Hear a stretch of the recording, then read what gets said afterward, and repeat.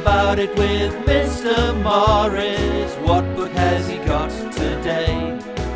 Superbat by Matt Carr. It was the middle of the day and Pat the Bat could not sleep. He was bored of hanging around like a normal bat. He wanted to be special like the superheroes in his favourite comics. And then it hit him. Pow! Pat had a great idea and set to work. It was not easy using Mum's sewing machine, and his wings kept getting in the way. But after a couple of hours, his outfit was ready. Pat became Superbat! Dun dun dun! When the other bats woke up, they were all surprised. "I'm Superbat," said Pat. "Wow," said his friend Eric. "So what are your superpowers?" "I have super hearing," boasted Pat. "So do we," his friend screeched. "Good point," muttered Pat. All the other bats gathered round to see Superbat. "Can you lift a car with your mighty muscles?" asked Eric. "Or shoot laser beams from your eyes?" added Frida. "Well, no," said Pat, his voice wobbling a bit. "But I can fly." He leapt into the air. "We can all fly," the other bats chuckled. "What else can you do?" Pat tried to think of another super skill. He felt like every bat in town was staring at him. He was very nervous. I have echolocation, which means I can find my way in the dark." The bats all laughed.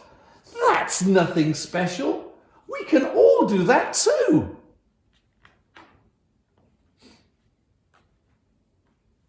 Pat trudged off home. His wings drooped, his ears flopped. He didn't feel special anymore. "I'm just a normal bat in a silly outfit," he sighed, trying not to cry.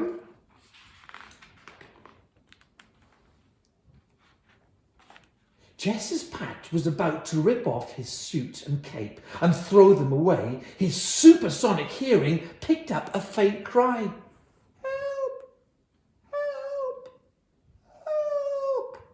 The cry came from the other side of town. A big, bad cat had trapped a family of mice.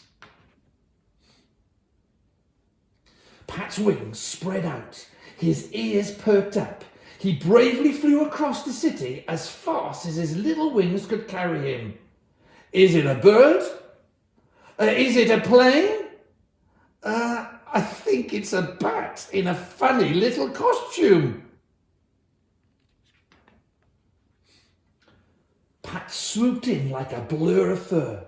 The big bad cat took a swat, but he missed Superbat. Pat dived back down again and flapped his wings really fast. Wham! And scared the mean Moggy away.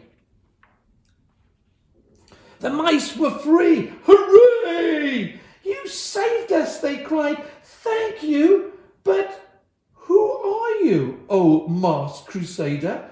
"My hero, my hero, my hero." Pat smiled modestly. "Me?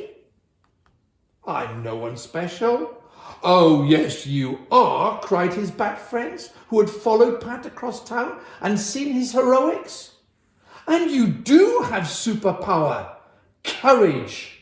You truly are a Superbat! Dun, dun, dun!" And as Pat flew back to the Batcave for a good day's sleep with his friends behind him all the way, he really did feel rather special.